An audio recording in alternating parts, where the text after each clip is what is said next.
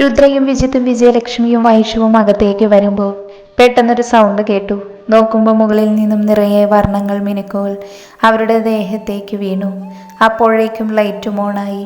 രുദ്ര നെഞ്ചിൽ കരങ്ങൾ വെച്ച് മുൻപിലേക്ക് നോക്കി. അപ്പോഴാണ് മുന്നിൽ ചിരിച്ച മുഖത്തോടെ നിൽക്കുന്ന പ്രണവിനെയും പ്രിയങ്കയെയും കണ്ടത്. അവർ രണ്ടുപേരും രുദ്രയുടെ മുൻപിൽ വന്നു നിന്നുകൊണ്ട് ആശംസകൾ അറിയിച്ചു. ഏട്ടനിക്ക് വന്നിട്ട് ഒത്തിരി നേരമായോ? രുദ്ര അവനെ നോക്കി ചോദിച്ചു. ഇല്ല മോളെ, ഞങ്ങൾ കുറച്ചു നേരമായതേ ഉള്ളൂ. പിന്നെ മോൾക്ക് പിണക്കൊന്നും തോന്നരുത്. അമ്മ വിളിച്ചു പറഞ്ഞിരുന്നു കേക്ക് വാങ്ങി വരാൻ. പിന്നെ ഇവിടുത്തെ വെട്ടുപോത്തില്ലേ ബദ്രി, അവൻ വാങ്ങണ്ടെന്ന് പറഞ്ഞു. അവൻ്റെ വാക്കു കേൾക്കാതെ ഞാൻ അതെങ്ങാനും കൊണ്ടുവന്നാൽ പിന്നെ തീർന്നു. അറിയാലോ, എടുത്തൊറ്റേറായിരിക്കും, കൂട്ടത്തിൽ എന്നെയും.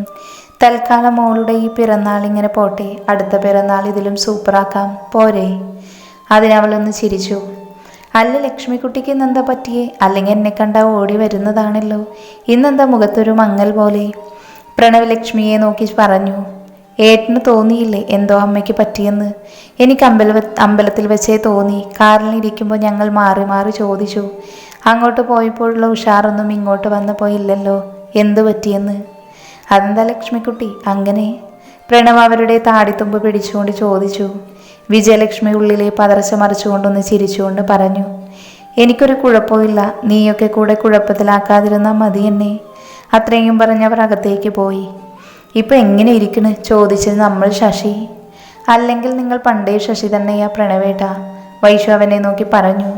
മോളെ, അധികം ഊതാൻ നിൽക്കല്ലേ, നിന്നെ ഞാൻ പറപ്പിക്കും. പറപ്പിക്കാൻ നിങ്ങളിങ്ങ് വാ, വന്നാൽ അറിയാലോ, ഞാൻ കീർത്തി ചേച്ചിയെ വിളിക്കും. ഒരു വെടിക്കുള്ള ബോംബ് എൻ്റെയിലുമുണ്ട്, അത് ഓർമ്മ വേണം. അത് കേട്ടതും പ്രണവ് അവളെ ദയനീയമായി നോക്കി. എന്നിട്ടൊന്ന് ചിരിച്ചു. എൻ്റെ പ്രണവേട്ട, നിങ്ങളല്ലാതെ വേറെ ആരെങ്കിലും ഈ കുരുപ്പിൻ്റെ കൂട്ടുകാരികൾക്ക് മെസ്സേജ് അയക്കുമോ? ഇവളെ ഇങ്ങനെയാണെങ്കിൽ അവളുമാര് കാര്യം പറയണോ? ഒരു കയ്യബദ്ധം ആർക്കും പറ്റില്ലടാ, അതുപോലെ ഒന്ന് എനിക്കും പറ്റി. ഒരു പ്രാവശ്യം ആയിരുന്നുവെങ്കിൽ കയ്യബദ്ധം എന്ന് പറയാമായിരുന്നു. വീണ്ടും വീണ്ടും അതുപോലെ ആവർത്തിച്ച അതിനെന്ത് പറയും? അപ്പം വീണ്ടും അയച്ചോ മെസ്സേജ്? വിജിത്ത് അമ്പരപ്പോടെ നോക്കിക്കൊണ്ട് പറഞ്ഞു. വീണ്ടും ചെറുതായൊരു കയ്യബദ്ധം പറ്റിപ്പോയിടാ. അതിൻ്റെ സ്ക്രീൻഷോട്ട് ഭദ്രമായി എൻ്റെയിലുണ്ട്. ഞാനിത് കീർത്തി ചേച്ചിക്ക് സെൻഡ് ചെയ്യേണ്ട തമാശയേ ഉള്ളൂ. അത് പറഞ്ഞു ഇങ്ങേരുടെ മണ്ടയ്ക്ക് കൊടുത്തിട്ട് ഇങ്ങേരെ ഡിവോഴ്സ് ചെയ്തു പോയേനെ. ഒന്നെങ്കിൽ പെങ്ങൾ, ഇല്ലെങ്കിൽ ആങ്ങള, രണ്ടും എൻ്റെ ദാമ്പത്യ ജീവിതത്തിന് ഭീഷണിയാണല്ലോ എൻ്റെ ഈശ്വര. അത്രയും മുകളിലേക്ക് നോക്കി പറഞ്ഞുകൊണ്ട് പ്രണവ് അവിടെയുള്ള സോഫയിൽ തന്നെ ഇരിക്കുമ്പോൾ എല്ലാവരും അവനെ നോക്കി ചിരിച്ചു.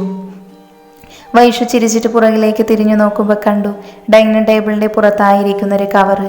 അവൾ വേഗം അവിടെ പോയി അത് തുറന്നു നോക്കിയതും അവളുടെ കണ്ണുകൾ വിടർന്നു. അവൾ വേഗം പ്രണവിൻ്റെ അടുത്തേക്ക് ഓടി വന്ന് അവൻ്റെ വയറ്റിനൊറ്റയിടി. അമ്മേ, നീ എന്താടി, നിന്റെ ആങ്ങളെ പോലെ എന്നെ തല്ലിക്കൊല്ലാനുള്ള പ്ലാനാണോ? ഡോ കള്ള പ്രണവേട്ട, നിങ്ങളെല്ലാം പറഞ്ഞ് കേക്ക് വാങ്ങിയില്ലെന്ന്. എങ്കിൽ പിന്നെ ആയിരിക്കുന്ന കേക്കല്ലാതെ തേങ്ങാക്കൊലയാണോ? ഡൈനിങ് ടേബിളിലേക്ക് ചൂണ്ടി അവൾ പറയുമ്പോൾ പ്രണവിനെ പോലെ എല്ലാവരും അങ്ങോട്ടേക്ക് നോക്കി. പ്രണവ് വേഗം അവിടേക്ക് ചെന്ന് നോക്കുമ്പോൾ കേക്ക് നന്നായി കവർ ചെയ്ത് വെച്ചേക്കുന്നു. എടി, ഇത് ഞാൻ വാങ്ങിയതല്ല സത്യമായും. പ്രണവ് അതിലേക്ക് നോക്കിയ ശേഷം എല്ലാവരെയും നോക്കി പറഞ്ഞു. ഇനി നിങ്ങൾക്കിടന്ന് ഉരുളൊന്നും വേണ്ട, ഞങ്ങൾക്കെല്ലാം മനസ്സിലായി. സർപ്രൈസ് ആക്കാൻ നോക്കിയിട്ടേ അത് ചീറ്റിപ്പോയപ്പോൾ മാറ്റി പറയുന്നു. സത്യമായി ഇത് ഞാൻ വാങ്ങിയതല്ല.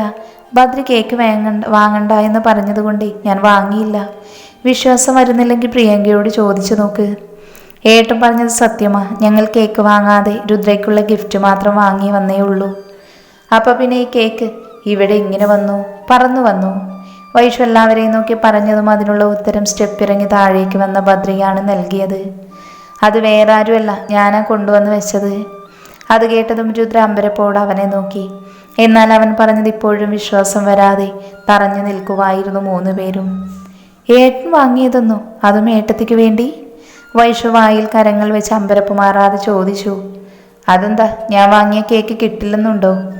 ഓഹോ, ഇപ്പം അങ്ങനെയായോ? എങ്കിൽ പിന്നെ ഓഫീസിൽ വെച്ച് നീ പറഞ്ഞതോ? കേക്ക് വാങ്ങേണ്ട, വാങ്ങിക്കൊണ്ടുവന്ന് നിന്റെ മണ്ടടിച്ച് പൊട്ടിക്കുന്നു. നിന്നോട് വാങ്ങണ്ടെന്നല്ലേ പറഞ്ഞേ, അല്ലാതെ ഞാൻ വാങ്ങില്ലെന്ന് പറഞ്ഞോ? ബദ്രി അവനെ കൂർപ്പിച്ച് നോക്കിക്കൊണ്ട് പറഞ്ഞു. അപ്പോൾ മോനിവളോട് അല്പം സ്നേഹമൊക്കെ തോന്നി തുടങ്ങിയല്ലേ? അതുകൊണ്ടല്ലേ കേക്ക് വാങ്ങി വന്നത്? കേക്ക് വാങ്ങിക്കൊടുത്താൽ ഉടൻ ഇഷ്ടമാവണമെന്നുണ്ടോ? ബദ്രി അവന് നേരെ ദേഷ്യത്തിൽ ചോദിച്ചതും പ്രണവ് വിജിത്തിനെ നോക്കി പറഞ്ഞു. ഇനി വല്ലതും ചോദിക്കാനുണ്ടെങ്കിൽ നീ ചോദിക്ക്. എനിക്ക് വയ്യ വീണ്ടും ഇവൻ്റെ നിന്ന് തല്ലു മേടിക്കാൻ. ഒന്നാമത് പെണ്ണ് പോലും കെട്ടിയിട്ടില്ല ഞാൻ. ഞാൻ പിന്നെ പെണ്ണ് കെട്ടി 2 കുട്ടികളുമായല്ലോ. എങ്കിൽ പിന്നെ നീയും ചോദിക്കുന്നില്ല, ഞാനും ചോദിക്കുന്നില്ല, പോരെ? അത്രയും പറഞ്ഞ് ബദ്രിയെ നോക്കുമ്പോൾ രുദ്ര ഇപ്പോഴും അതേ അമ്പരപ്പ് മാറാതെ ബദ്രിയെ നോക്കി നിന്നു. ഞാൻ ഈ കേക്ക് വാങ്ങിയത് ഇവളോടുള്ള ഇഷ്ടം കൊണ്ടല്ല, മറിച്ച് രാവിലെ ഞാൻ കാരണമല്ലേ ആ പാർട്ടി ഇല്ലാണ്ടായേ, അതുകൊണ്ടാണ്. അതിനാരും മറ്റൊരർത്ഥം എടുക്കേണ്ട കാര്യമില്ല. പിന്നെ ആരൊന്നും മിണ്ടിയില്ല. പറഞ്ഞിട്ടും കാര്യമില്ലെന്ന് നന്നായി അറിയാമായിരുന്നു. വിജയലക്ഷ്മിക്കും മുത്തശ്ശനും മുത്തശ്ശിക്കും വൈഷുവിനും വിജിത്തിനും പ്രണവിനും പ്രിയങ്കയ്ക്കുമൊക്കെ ചേർന്ന് സന്തോഷത്തോടെ രുദ്ര കേക്ക് മുറിക്കുമ്പോൾ ഇതെല്ലാം കണ്ട് കുറച്ചു മാറി ഭദ്രയും നിൽപ്പുണ്ടായിരുന്നു. എല്ലാവർക്കും കേക്ക് കൊടുത്ത് തിരിയുമ്പോൾ തന്നെ നോക്കി ഒരിടത്ത് മാറി നിൽക്കുന്ന ഭദ്രയുടെ അടുത്തേക്ക് അവൾ ഒരു കഷ്ണം കേക്കുമായി ചെന്നു. ഈ സമയം ബാക്കി വന്ന കേക്കിന് വൈഷുവിനോടൊപ്പം അവളേക്കാൾ കൊച്ചു പിള്ളേരെ പോലെ അടികൂടുകയായിരുന്നു പ്രണവും വിജിത്തും. രുദ്രഭദ്രയുടെ അടുത്തേക്ക് വന്ന ആ കേക്ക് അവന് നേരെ നീട്ടുമ്പോൾ അവൻ അവളെ നോക്കി പറഞ്ഞു, പുറത്ത് ഒരു ഡ്രൈവറും 2 വാച്ച്മാരും കൂടെ ഉണ്ടായിരുന്നു. അവർക്ക് കൂടെ കൊടുത്തിട്ട് തന്നാൽ മതിയായിരുന്നല്ലോ എനിക്ക്. അത്രയും പറഞ്ഞ് അവളുടെ കയ്യിൽ നിന്നും കേക്കും വാങ്ങി ഭദ്ര മുകളിലേക്ക് പോകുമ്പോൾ അവൻ പറഞ്ഞതിൻ്റെ പൊരുൾ എന്തെന്ന് മനസ്സിലാവാതെ രുദ്ര അവിടെ തന്നെ തറഞ്ഞു നിന്നു. ഭദ്രയെയും രുദ്രയെയും ഒരുമിപ്പിക്കുന്നതിനെ പറ്റി ചർച്ച ചെയ്യാൻ ടെറസിലേക്ക് വന്നതായിരുന്നു പ്രണവും വിജിത്തും പ്രിയങ്കയും വൈഷവും. അവർക്കൊപ്പം തന്നെ രുദ്രയുമുണ്ട്. ഇങ്ങനെയാണ് പോക്കെങ്കിൽ ഈ അടുത്ത കാലത്ത് ഇവരെ 2നെയും കരക്കടുപ്പിക്കാൻ പറ്റുമെന്ന് തോന്നുന്നില്ല. പ്രണവ് രുദ്രയെ നോക്കി അത് പറയുമ്പോൾ രുദ്ര ദയനീയമായി അവനെ ഒന്ന് നോക്കി. നീ എന്നെ ദയനീയമായി ഇങ്ങനെ നോക്കിയിട്ടൊരു കാര്യവുമില്ല. ഞാൻ പറഞ്ഞത് കാര്യമായിട്ട് തന്നെയാ. എൻ്റെ പ്രണവേട്ട, നിങ്ങൾക്കിത് പറ്റില്ലെങ്കിൽ അതങ്ങ് പറഞ്ഞൂടെ? അതിന് ഇമ്മാതിരി ഡയലോഗ് അടിക്കണോ? വൈഷു പ്രണവിനെ നോക്കി പുച്ഛത്തിൽ പറഞ്ഞു.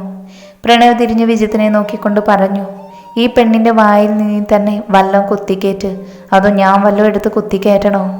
എൻ്റെ വൈഷു, നിന്റെ ആ നാക്ക് വെച്ച് നീ ഒന്നും മിണ്ടാതിരിക്കുന്നുണ്ടോ? ഞാനിനി ഒന്നും പറയുന്നില്ല, പോരെ? ഐഡിയ കിട്ടിയില്ലെങ്കിൽ ലാസ്റ്റ് എന്നോട് ഐഡിയ ചോദിച്ച് വന്നേക്കല്ലേ രണ്ടും. ആരടുത്ത് ഐഡിയ ചോദിച്ചാലും നിന്റെ അടുത്ത് എന്തായാലും ചോദിക്കില്ല, പോരെ? അതിന് വൈഷു വിജിത്തിനെ നോക്കി കണ്ണുരുട്ടിയ ശേഷം മിണ്ടാതെ നിന്നു. പ്രണവ് രുദ്രയെ നോക്കി പറഞ്ഞു, അവന് നിന്നോട് മുൻപത്തെ പോലെ ഇഷ്ടക്കുറവല്ല, ഇഷ്ടക്കൂടുതലാ ഉള്ളത്. നിന്നോട് അവന് ഇഷ്ടമില്ലായിരുന്നുവെങ്കിൽ ഇന്ന് രാവിലെ വിശാലിൻ്റെ അടുത്ത് നിന്ന് നിന്നെ കൂട്ടി വരുമായിരുന്നു. അതുപോലെ തന്നെ നിന്റെ ബർത്ത്ഡേക്ക് കേക്ക് വാങ്ങി വരുമോ? ഇല്ലല്ലോ. ഇന്ന് വരെ ഒരു പെൺകുട്ടിയുടെ സ്നേഹം അവന് കിട്ടിയിട്ടില്ല. അങ്ങനെ ആഗ്രഹിച്ച സമയത്ത് അവനെ വിട്ടു പോയിട്ടേ ഉള്ളൂ. പക്ഷേ നിനക്ക് പറ്റും. നിന്റെ നിഷ്കളങ്കമായ സ്നേഹം, അതിൽ അവന് മാറ്റങ്ങൾ ഉണ്ടാക്കാൻ കഴിയും. പക്ഷേ അതിനു മുൻപ് അവൻ നിന്നിൽ കൂടുതൽ അടുക്കണമെങ്കിൽ അവനോടുള്ള ഇപ്പോഴുള്ള നിന്റെ സമീപനം മാറ്റണം. അവനെ കാണുമ്പോഴുള്ള മതിമറന്നുള്ള നിന്റെ നിൽപ്പില്ലേ, അത് ആദ്യം അവസാനിപ്പിക്കണം. അവനെ കണ്ടാലും കാണാത്തതുപോലെ നടിച്ചു മാറിപ്പോകണം. അവൻ്റെ മുൻപിലായാലും അവന് ഇമ്പോർട്ടൻ്റ് കൊടുക്കാതെ മറ്റുള്ളവർക്ക് ഹാപ്പിയായിരിക്കാൻ നോക്കണം. അവനെ മാക്സിമം വട്ടാക്കാൻ പറ്റുമോ അതുപോലെ വേണമെങ്കിൽ ആ വിശാലിനെയും ഇടയ്ക്ക് കണ്ടോ. നമ്മുടെയും മിഷൻ അവൻ ഒരു നെടുന്തൂണാണ്. അവസാനം നിങ്ങളുടെ നെടുന്തൂണെ എൻ്റെ ഏട്ടനൊടിക്കാതിരുന്ന കൊള്ളാം. വൈഷു അവനെ നോക്കി പറഞ്ഞു, ഇതേ നിന്നെ പോലുള്ള പൊട്ട ഐഡിയ ഒന്നും അല്ല, എൻ്റെ ഐഡിയ ആണ്. അപ്പോൾ ഫലം ഉണ്ടാകും. ഫലം ഉണ്ടായാൽ മതി. ഇല്ലെങ്കിൽ അവസാനം വിശാലേട്ടൻ വല്ലതും ഏട്ടത്തി അടിച്ചുകൊണ്ട് പോയാൽ പിന്നെ പ്രണവേട്ട, നിങ്ങളുടെ കാര്യത്തിലൊരു ഗ്യാരണ്ടിയും ഉണ്ടാവില്ല. സത്യമായും നിന്നെ ഞാൻ തന്നെയാവും തല്ലിക്കൊല്ലുക. എൻ്റെ പ്രണവേട്ട, അവളുടെ നാക്ക് നിങ്ങൾക്കറിയില്ലേ, അതിങ്ങനെ വളവളാന്ന് അലച്ചുകൊണ്ടിരിക്കും. അത് കാര്യമാക്കണ്ട. നമുക്ക് ഏട്ടനെയും ഏട്ടത്തിയെയും ഒരുമിപ്പിച്ചേ പറ്റൂ. ഇനിയും ഏട്ടത്തിയുടെ സ്നേഹം ഏട്ടൻ കാണാതെ പോകരുത്. വിജിത്ത് അത് പറയുമ്പോൾ പ്രിയങ്ക അവനെ ഒന്ന് നോക്കി. എന്നാൽ അത് കണ്ടിട്ടും അവൻ കാണാത്തതുപോലെ പ്രണവിനെ നോക്കി നിന്നു. നീ എന്ത് പറയുന്നു രുദ്ര? ഞങ്ങൾ പറയും പോലെ തന്നെ ചെയ്യില്ല നീ? ഞാനിപ്പോൾ ഈ ജീവിതത്തിൽ ഒന്ന് മാത്രമേ ആഗ്രഹിക്കുന്നുള്ളൂ. എൻ്റെ ജീവിത അവസാനം വരെ അദ്ദേഹം എനിക്കൊപ്പം തന്നെ വേണമെന്ന്. അതിന് എന്തിനും ഞാൻ തയ്യാറാണ്. അദ്ദേഹത്തിന് നഷ്ടമായ സ്നേഹം അത് ഞാൻ കൊടുക്കും. എൻ്റെ ജീവൻ എന്നിൽ നിന്നും അവസാനിക്കുന്നത് വരെയും. മതി, ഇത് കേട്ടാൽ മതി എനിക്ക്. പ്രണവ് അവളെ ചേർത്ത് പിടിച്ചുകൊണ്ട് പറഞ്ഞു. എന്തായാലും ഇനി 3 താഴേക്ക് പോയിക്കോ. ഇനി ഇവനോട് കുറച്ച് പ്രധാനപ്പെട്ട കാര്യങ്ങൾ പറയാനുണ്ട്. വിജിത്തിനെ നോക്കി അത് പറയുമ്പോൾ അവരെ നോക്കി ഒന്ന് ചിരിച്ച ശേഷം രുദ്ര വൈഷുവിനെയും പ്രിയങ്കയെയും കൂട്ടിക്കൊണ്ട് താഴേക്കിറങ്ങി. അപ്പോഴും പ്രിയങ്ക വിജിത്തിനെ ഒന്ന് തിരിഞ്ഞു നോക്കിയിരുന്നു. വരുൺ പുറത്തേക്ക് പോകാനായി ഒരുങ്ങി ബൈക്കിൻ്റെ കീയുമായി താഴേക്ക് വരുമ്പോൾ രാഘവേന്ദ്ര അവനെ പിന്നിൽ നിന്നും വിളിച്ചു. നീ ഇതെങ്ങോട്ടാ വരുൺ? ഞാനൊന്ന് പുറത്തേക്ക് പോകുവാങ്കിൽ ഫ്രണ്ട്സ് എല്ലാം പുറത്ത് വെയിറ്റ് ചെയ്യും. ഇങ്ങനെ ഇവിടുത്തെ നിന്റെ ബാറുകളും മറ്റും നോക്കി ഇവിടെ തന്നെ കഴിയാനാണോ പ്ലാന്?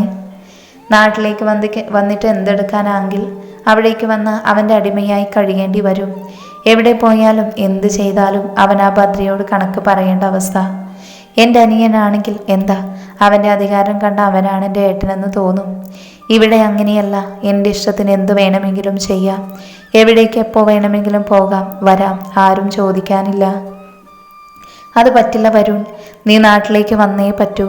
ഈ വർഷം വിനയ് അവൻ്റെ പഠിത്തം കഴിയുമല്ലേ? നീ വരുവാണെങ്കിൽ അവനും അങ്ങോട്ടേക്ക് തന്നെ വരും. നിനക്കൊന്നും അറിയേണ്ട. പക്ഷേ കഷ്ടപ്പെടുന്നത് ഞാനും നിൻ്റെ അച്ഛനും അമ്മയോടൊക്കെയാണ്. അവൻ്റെ കീഴിൽ കിടന്ന് അടിമപ്പണി ചെയ്തു മടുത്തു. ഞങ്ങൾക്ക് തരാമെന്ന് അവൻ്റെ അച്ഛൻ പറഞ്ഞ സ്വത്തുക്കൾ പലതും ഇപ്പോഴും അവൻ്റെ പേരിൽ തന്നെയാണ്. നിന്റെ അച്ഛൻ അവനിതൊന്നും ഒരു വിഷയമേ ഉള്ളതല്ലാത്ത പോലെയാ. നമുക്കൊപ്പം നിൽക്കുന്നെങ്കിലും കൂറങ്ങോട്ടാ. നിന്റെ അമ്മയ്ക്കും അതാ സങ്കടം. ആകെ അവൾക്ക് താങ്ങ് നീയും അവനും, പിന്നെ കാർത്തിക മോളുമാ. എനിക്കാണെങ്കിൽ അങ്ങനെയുമല്ല. ഭാര്യയും മക്കളും എല്ലാം അവൻ്റെ പക്ഷത്താണ്. ഇതൊക്കെ കൊണ്ടാണ് ഞാൻ വരാഞ്ഞത്. സ്വന്തം അച്ഛൻ പോലും അവൻ്റെ സൈഡാ. അപ്പം പിന്നെ എങ്ങനെ വരാൻ തോന്നും എനിക്ക്? ഇവിടെ ഇപ്പോൾ ഞാൻ ഫ്രണ്ട്സിനിപ്പോൾ ഒരുപാട് സന്തോഷത്തിലാണ്. അതെന്തായാലും അവിടെ വന്ന് ഇല്ലാതാക്കാൻ ഞാനില്ല. അപ്പോൾ നിനക്ക് അവകാശപ്പെട്ടതൊന്നും വേണ്ടെന്നാണോ? അതൊക്കെ കിട്ടുമെന്ന് എനിക്കൊരു ഉറപ്പുമില്ല. അങ്ങനെ അതെല്ലാം നമ്മുടെ കയ്യിൽ വരണമെങ്കിൽ അവൻ മരിക്കണം. എന്തായാലും അതൊന്നും ഉണ്ടാവാൻ പോണില്ല. അവനോട് പ്രതികാരം ചെയ്ത് കളയാനുള്ളതല്ല എൻ്റെ ലൈഫ്. ഇവിടെ കിടന്ന് സമ്പാദിക്കുമ്പോൾ കൈ നിറയെ പണം ഡെയിലി കിട്ടുന്നുണ്ട്. അത് മതി എനിക്ക്. വേണമെങ്കിലും അങ്ങളും കൂടിക്കോ ഇവിടെ തന്നെ നമുക്കൊപ്പം. എനിക്കിതല്ല വേണ്ടത്. കോളിയാർ മഠവും പിന്നെ ഷോപ്പിംഗ് കോംപ്ലക്സ്, അത് രണ്ടും മതി. ഷോപ്പിംഗ് കോംപ്ലക്സ്, അതിലെ വരുമാനത്തിൻ്റെ പകുതി പോലും വരില്ല നിൻ്റെ ഇവിടുന്ന് കിട്ടുന്ന പണം. പിന്നെ ഇപ്രാവശ്യം നീ എൻ്റെ കൂടെ വരണമെന്ന് നിർബന്ധിക്കാൻ മറ്റൊരു കാരണം കൂടെയുണ്ട്. വരുൺ എന്തെന്ന രീതിയിൽ അയാളെ നോക്കി. സ്വന്തം അമ്മയെ ഒരുത്തൻ തല്ലിയാൽ ഒരിക്കലും മക്കൾ സഹിക്കില്ല. കല്യാണിയെ പട്ടിയെ പോലെ തല്ലുമ്പോൾ വിജയ് വരെ മൗനം പാലിച്ചു. പക്ഷേ മക്കളും അച്ഛൻ്റെ വഴി അമ്മയെ തല്ലിയത് ചോദിക്കാതെ വിടുമ്പോൾ നേരുന്നത് നിന്റെ സ്വന്തം അമ്മയെന്ന് ഓർത്താൽ കൊള്ളാം.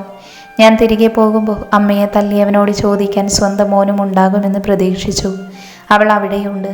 നീയും അച്ഛനെ പോലെ ചോദിക്കാതെ വിടുന്നെങ്കിൽ വേണ്ട. ഞാനായി നിർബന്ധിക്കുന്നില്ല. നിനക്ക് തോന്നുമ്പോൾ വരാം, വരാതെ ഇരിക്കാം. അങ്കിൾ എന്താ പറഞ്ഞേ? അമ്മയെ തല്ലിയെന്നോ? ആരെൻ്റെ അമ്മയുടെ ദേഹത്ത് കൈവച്ചത്?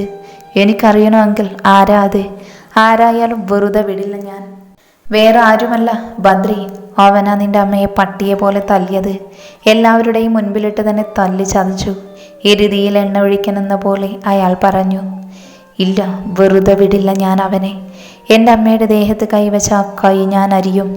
അങ്കിൾ നാട്ടിലേക്ക് പോകുമ്പോൾ ഈ പ്രാവശ്യം ഞാനും ഉണ്ടാവും. ഇത് ഈ വരുണിൻ്റെ വാക്കാണ്. വരുൺ അയാളെ നോക്കി അത് പറയുമ്പോൾ താൻ ആഗ്രഹിച്ചത് നേടിയവനെ പോലെയുള്ള സന്തോഷമായിരുന്നു അയാളിൽ നിറഞ്ഞു നിന്നത്. ഏറെ നേരമായിട്ടും ഒന്നും മിണ്ടാതെ നിൽക്കുന്ന പ്രണവിനെ നോക്കി വിജിത്ത് ചോദിച്ചു. ഏട്ടനോട് എന്തോ പറയാനുണ്ടെന്ന് പറഞ്ഞിട്ട് ഇതുവരെ ഒന്നും പറഞ്ഞില്ല. അതിനവനൊന്ന് മൂളിക്കൊണ്ട് പറഞ്ഞു. എനിക്ക് പറയാനുള്ളത് പ്രിയങ്കയെ കുറിച്ചാണ്. അത് കേട്ടതും വിജിത്ത് പ്രണവിനെ ഒന്ന് നോക്കി. പ്രിയങ്കയെ പറ്റിയോ? അവളെ പറ്റി എന്താ എന്നോട് ഏട്ടന് പറയാനുള്ളത്? നിന്നോട് പറയാനുള്ളതായോണ്ടാ നിന്നോട് തന്നെ പറയുന്നത്. നിനക്കറിയാലോ വിജി, എനിക്ക് ഈ ലോകത്ത് സ്വന്തമെന്ന് പറയാൻ ആകെ ഉള്ളത് എൻ്റെ പെങ്ങൾ പ്രിയയാണ്. അവളിലെ ഓരോ മാറ്റങ്ങളും അവൾ പറയാതെ തന്നെ എനിക്ക് മനസ്സിലാവും. അച്ഛനും അമ്മയും ഞങ്ങളെ വിട്ടു പോയെങ്കിലും തന്നെ അവളെ ഒരു കുറവും വരുത്താതെ തന്നെയാണ് ഞാൻ നോക്കിയത്. അവളുടെ മനസ്സിൽ നീ സ്ഥാനം പിടിക്കാൻ തുടങ്ങിയതോടെ അവൾ മറ്റൊരു പ്രിയ ആവാൻ തുടങ്ങി. ആദ്യമൊക്കെ എവിടെയെങ്കിലും ഒതുങ്ങിക്കൂടി അവൾ നിന്റെ പ്രസൻസിൽ ഒരുപാട് ഹാപ്പി ആയിരുന്നു. അതിൽ അവളെ പോലെ തന്നെ ഞാനും സന്തോഷിച്ചിരുന്നു. പക്ഷെ നിന്നോട് അവൾക്കുള്ളത് സൗഹൃദമല്ല, പ്രണയമെന്ന് ഞാൻ മനസ്സിലാക്കിയത്. നിനക്ക് ഹിരണ്യയോട് പ്രണയമെന്ന് അവളോട് നീ തുറന്ന് പറഞ്ഞ ആ ദിവസം, അന്ന് സ്വയം മുറിക്കുള്ളിൽ പദം പറഞ്ഞ് കരയുന്ന എൻ്റെ പെങ്ങളെ മാറി നിന്ന് ഞാൻ നോക്കിക്കണ്ടു. ചേർത്തു നിർത്തി സമാധാനിപ്പിച്ചില്ല. ഞാൻ സ്വയം കരഞ്ഞു തീർക്കട്ടെ എന്ന് കരുതി. എനിക്ക് വേണ്ടി ഉള്ളിൽ സങ്കടമുണ്ടായിട്ടും അത് മറച്ചു വെച്ച് ചിരിക്കാൻ നോക്കുന്നവളോട് സങ്കടം തോന്നി. പിന്നെ കീർത്തിയുടെയും വൈഷുമോളുടെയും ഒക്കെ പ്രസൻസിൽ അവൾ മാറി വന്നതായിരുന്നു. എന്നാൽ അന്ന് നീ ഹോസ്പിറ്റൽ കിടക്കുമ്പോൾ വീണ്ടും അവളുടെ കണ്ണുകൾ നിറഞ്ഞു. നിനക്ക് വേണ്ടി ഉറക്കവും ആഹാരവുമില്ലാതെ ഓരോ രാത്രിയും ഓടി നടന്ന് ഓരോന്ന് ചെയ്യുമ്പോൾ ഞാൻ തിരിച്ചറിഞ്ഞു ഇപ്പോഴും അവളുടെ മനസ്സിൽ നീയെന്ന്. അന്ന് എന്നോട് പറഞ്ഞിട്ടാണ് നിന്നെ കാണാൻ വന്നത്. പക്ഷെ നിന്റെ ഇപ്പോഴത്തെ ആരോഗ്യം എങ്ങനെയുണ്ടെന്ന് അറിയാവുന്നത് മാത്രമാണ് അവൾ എന്നോട് പറഞ്ഞത്. പക്ഷേ അവൾ വന്നത് അവളുടെ മനസ്സിൽ ഇത്രയും നാള് നിന്നോട് പറയാതെ ഒളിപ്പിച്ചു വെച്ച സ്നേഹം തുറന്ന് പറയാനാണ് വന്നതെന്ന് എനിക്ക് നന്നായി അറിയാമായിരുന്നു. പക്ഷേ രാവിലെ നിന്നെ കാണാൻ വന്നപ്പോൾ ഉണ്ടായിരുന്ന സന്തോഷം തിരിച്ചു വരുമ്പോൾ ഇല്ലായിരുന്നു ആ മുഖത്ത്. ഞാനായി ചോദിച്ചില്ല, അവളായി പറയട്ടെ എന്ന് കരുതി. ഒരുപക്ഷെ എന്നെ കൂടെ വിഷമമാക്കണ്ടെന്ന് കരുതിയാവും ഒന്നും പറയാത്തത്. നീ എന്തിനാണ് അവളിൽ നിന്നും അകന്നു മാറുന്നത് എനിക്കറിയില്ല. ഇനി അഥവാ അതിന് കാരണം ഞാനാണെങ്കിൽ നീ ഒന്ന് ഓർത്തോ, ഈ ലോകത്ത് നിങ്ങൾ രണ്ടുപേരും ഒരുമിച്ച അതിലേറ്റവും കൂടുതൽ സന്തോഷിക്കുന്നത് ഞാനും ബദ്രിയുമായിരിക്കും. ബദ്രി എന്നോട് ചോദിച്ചതാ പ്രിയങ്കയെ തൻ്റെ അനിയനും തരുമോ എന്ന്. ഞാനപ്പോൾ അവന് കൊടുത്ത മറുപടി എന്തെന്നറിയുമോ? നീയല്ല, നിന്റെ അനിയൻ തന്നെ നേരിട്ട് എൻ്റെ മുഖത്ത് നോക്കി ചോദിക്കട്ടെ, അപ്പൻ്റെ പെങ്ങളെ അന്തസ്സായി പിടിച്ചു കൊടുക്കാന്ന്. ഇനിയും നീ സങ്കടപ്പെടുത്തരുത് അവളെ. അവൾ നീറുമ്പോൾ വേദനിക്കുന്നത് എൻ്റെ നെഞ്ചാണ്. അപ്പോഴേക്കും പ്രണവിൻ്റെ വാക്കുകൾ ഇടറിപ്പോയിരുന്നു.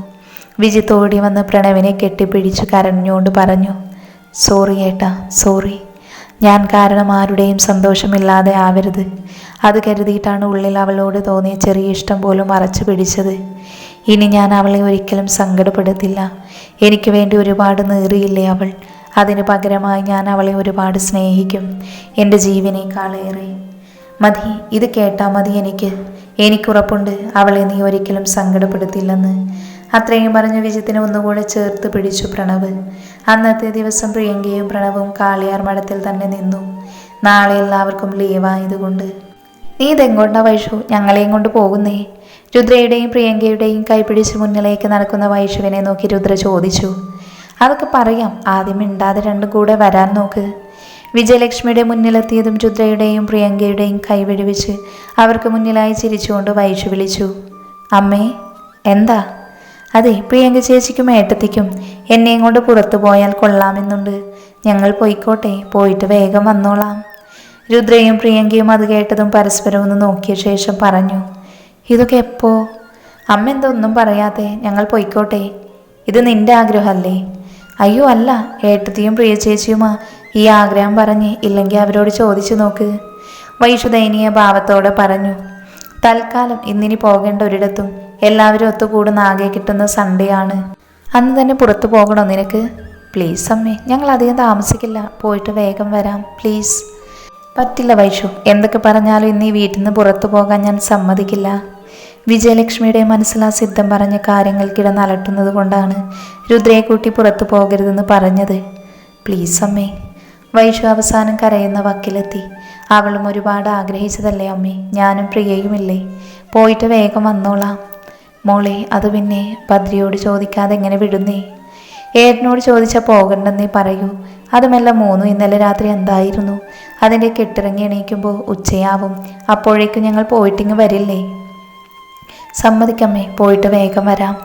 ഇവളെ ഓർത്താണ് അമ്മയുടെ ടെൻഷനെങ്കിൽ അവളുടെ കാര്യം ഞങ്ങളേറ്റു.